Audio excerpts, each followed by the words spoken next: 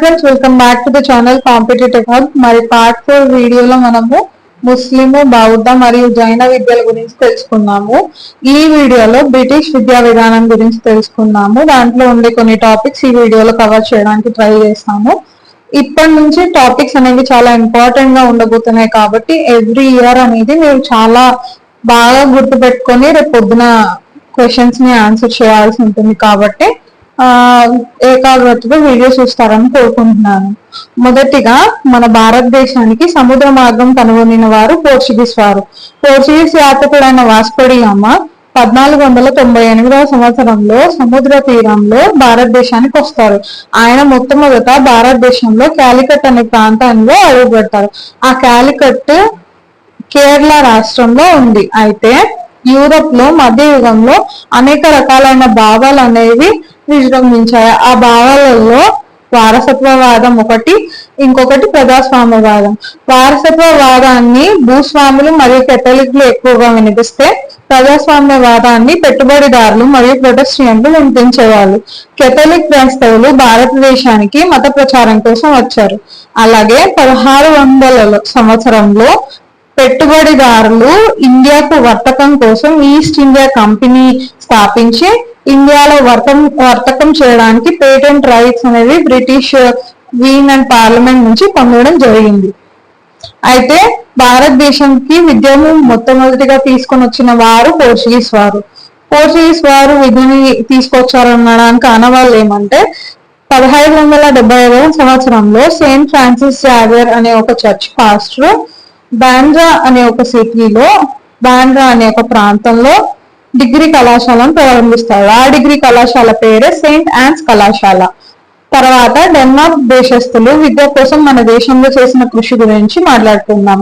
1716వ సంవత్సరంలో మొట్టమొదటి ఉపాధ్యాయ కళాశాల డెన్మార్క్ దేశస్థులు స్థాపించారు. అది ఎవరు స్థాపించారు అని అంటే జీజన్ బాల్గ్ అనే ఆయన ఫ్రాంక్వీ బార్ అనే ప్రాంతంలో స్థాపించాడు. ఈ ప్రాంతం ప్రస్తుతం నాగపట్నం జిల్లా, తమిళనాడు రాష్ట్రంలో ఉంది. అయితే బైబిల్ ను తమిళంలో తర్జుమా చేసిన వ్యక్తి జీజన్ బాల్, బైబిల్ ను తెలుగులో తర్జుమా చేసిన వ్యక్తి బెంజమిన్ షెల్వ్. తర్వాత వివిధ రకాలైన వాళ్ళు వివిధ రకాలుగా భారతదేశానికి కృషి చేశారు. అయితే బ్రిటిష్ వారు మత సామరస్యాన్ని అరికట్టడానికి 1781వ సంవత్సరంలో ముస్లింల కోసం కోల్కతాలో ఒక మద్రసా కళాశాలను ప్రారంభించారు. అలాగే 1791లో బనారస్ సాంస్క్రిట్ కాలేజ్ ను హిందువుల కోసం ప్రారంభించారు. అయితే వివిధ రకాలైన విద్యావేత్తలు ఇండియాకు వచ్చి చదువుల కోసం కృషి చేశారు. కానీ వాటిలో ప్రాముఖ్యమైన వారు 1792వ సంవత్సరంలో చార్లెస్ గ్రాంట్ అనే ఆయన ది అబ్జర్వేషన్స్ అనే బుక్ ను రాసి బ్రిటిష్ పార్లమెంట్ లో ప్రచురణ చేయడం జరిగింది. అయితే ఆ బుక్ లో ఉండే ముఖ్యాంశాలు ఏమంటే ఆధునిక విద్యను భారతదేశానికి బోధించాలి, ఆధునిక విద్యతో పాటు శాస్త్రీయ మరియు సాంకేతిక విద్యను బోధించాలి, వైష్ణవ మిషనరీలకు స్వేచ్ఛనివ్వాలి, బ్రిటన్ ప్రభుత్వం భారతదేశ విద్యకు సంబంధించిన పూర్తి బాధ్యతలనే తీసుకోవాలి అని ఆయన సూచించారు. దీనికి కారణం ఏంటంటే మత సామరస్యాన్ని అరికట్టడానికి ప్రారంభించిన మద్రసా కళాశాలలు మరియు సాంస్క్రిట్ కళాశాలల స్థాపన అన్నమాట. అయితే 1792వ సంవత్సరంలో విలియం విల్బర్ ఫోర్స్ అనే ఆయన ఈ చార్లెస్ గ్రాంట్ ఇచ్చిన నివేదికని ఆధారం చేసుకుని బ్రిటన్ పార్లమెంట్ లో భారతదేశ విద్యపై ఒక తీర్మానాన్ని ప్రవేశపెట్టారు. ఆ తీర్మానం ఏంటి అంటే 1813లో మనకు వచ్చిన చార్టర్ చట్టం. ఈ చార్టర్ చట్టం అనేది ప్రాముఖ్యమైనది. ఈ చార్టర్ చట్టం ప్రకారం ప్రతి సంవత్సరం భారతదేశంలో విద్య కోసం బ్రిటన్ ప్రభుత్వం 1 లక్ష రూపాయలు అనేవి ఖర్చు చేయాల్సి ఉంటుంది. క్రైస్తవ మిషనరీలు మత ప్రచారం చేసుకోవడానికి స్వేచ్ఛను అనేది ఇవ్వాలి అని చెప్పారు. ఇంకా భారతదేశ విద్య ఈస్ట్ ఇండియా కంపెనీ బాధ్యత అని చెప్పారు. అదే విధంగా ఈస్ట్ ఇండియా కంపెనీ వారే 1 లక్ష రూపాయలు భారతదేశానికి ఇవ్వాలి అని చెప్పారు. కానీ చూడండి ఫ్రెండ్స్, వాళ్ళు ఎంత ఇదిగా చేశారో. ప్రస్తుతం ఇప్పుడు మన రాష్ట్రంలో ఒక గురుకుల స్కూల్లో చదివే ఒక విద్యార్థి పైన మన ప్రభుత్వం ఖర్చు చేసే రూపాయలు ఒక సంవత్సరానికి 1 లక్ష రూపాయలు. కానీ ఆ రోజు 1813వ సంవత్సరంలో మొత్తం భారతదేశానికి కలిపి 1 లక్ష రూపాయలు. ఆ విధంగా మనము అణచివేయబడ్డాము. అయితే వీళ్ళు ఇచ్చిన ఈ ₹1,00,000 దేనికి ఖర్చు పెట్టాలి అని 1813 సంవత్సరం నుంచి 1834 సంవత్సరం వరకు ప్రాక్ పశ్చిమ వివాదం అనేది రాసుకుంది.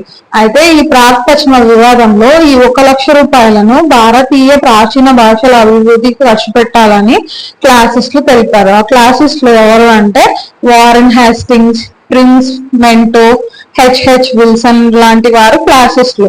ఇంకా రాజారాం మోహన్ రాయ్, మన సంఘ సంస్కర్త అయిన రాజారాం మోహన్ రాయ్ వంటి వారు వాటిని శాస్త్రీయ మరియు సాంకేతిక రంగాల్లో అభివృద్ధి చెందాలంటే ఇంగ్లీష్ భాష అనేది ముఖ్యం కాబట్టి ఇంగ్లీష్ భాష పైన ఖర్చు పెట్టడానికి ట్రై చేయండి అని చెప్పారు.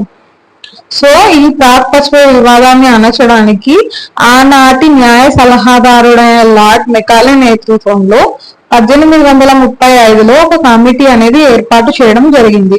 ఈ కమిటీ ఎందుకు ఏర్పాటు చేశారు అని అంటే 1813 చార్టర్ కేటాయించిన ₹1,00,000 దేనికి కేటాయించాలి అనేది చెప్పడానికి కమిటీ అనేది ఏర్పాటు చేయడం జరిగింది. ఇంకా విద్యా సాహిత్యం అంటే ఏంటి, పండితుడు అంటే ఎవరు వంటి అంశాలపై ఈ కమిటీ కొన్ని సూచనలు ఇచ్చింది. వాటినే 1835 మెకాలే మినిట్స్ అని అంటాము. ఇప్పుడు మెకాలే మినిట్స్ లో ఉండే ముఖ్యాంశాలని చూద్దాం. 1835 మెకాలే మినిట్స్. మెకాలే ఏమని చెప్పాడు అనంటే రక్తంలో వర్ణంలో భారతీయులుగా ఉండాలి, కానీ అభిరుచుల అలవాట్లలో ఆంగ్లేయులుగా ఉండే ఒక గుమాస్త వర్గాన్ని ప్రారంభించాలి అనేది లార్డ్ మెకాలే మినిట్స్ లో ఉండే ఒక ముఖ్యాంశం.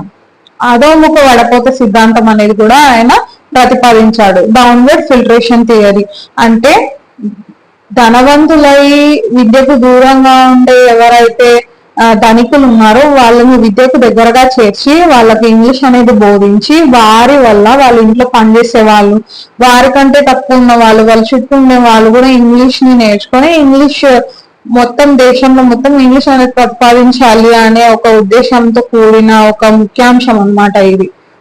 అలాగే కాకుండా భారతదేశం పునర్వ్యవస్థీకరణ జరిగేటప్పుడు ఇంగ్లీష్ భాష అనేది ఉపయోగపడుతుంది, అలా ఇంగ్లీష్ ను మనము భారతీయుల పైన రుద్దాలి అని మెకాలే మినిట్స్ సూచించింది.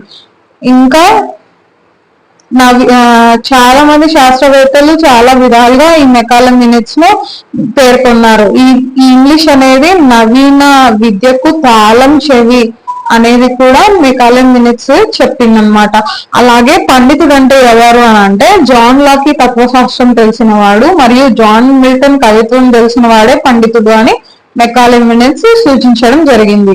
ఇంకా మెకాలే మినిట్స్ ఏమని విమర్శించింది భారతదేశ విద్య పైన అంటే భారతదేశ మరియు అరేబియన్ దేశాలలోని సాహిత్యం ఇంగ్లాండ్ లో ఉండే ఒక మంచి గ్రంథాలయంలో ఉండే ఒక చిన్న షెల్ఫ్ లో అమర్చడానికి కూడా సరిపోదు అని కామెంటరీ ఇచ్చింది. అయితే ఈమె చేసిన ఈ సూచనలకి WFS హోలాండ్ అనే ఆయన నవభారతం 1835లో జన్మించింది అని చెప్పాడు. చూడండి మనల్ని ఎంతగా అణచివేసి ఎంత తక్కువ చేసి మాట్లాడారో, కానీ ఆ కాలంలో నలంద, తక్షశిల ఇట్లాంటి యూనివర్సిటీస్ లో ఎంత మంచి విద్య ఉండేదని అంటే ఎక్కడెక్కడి నుంచో విద్యార్థులు వచ్చి తక్షశిలలో చదువుకున్నారు అనేది మనం ఎన్నోసార్లు విని ఉంటాము. కానీ ఒకరు మన పైన డామినేట్ చేసి వారు మనల్ని అణిచివేసి మన సాహిత్యం గురించి కామెంటరీ చేసేంత స్థాయికి వచ్చేసారనమాట. అందుకే కనకానికి ఎప్పుడు శునకానికి ఎప్పుడు కనకపు సింహాసనం అనేది వేయకూడదు. ఒక డాగ్ ఎప్పుడు గోల్డెన్ చైర్ అనేది ఎప్పుడు మనం వేయకూడదు.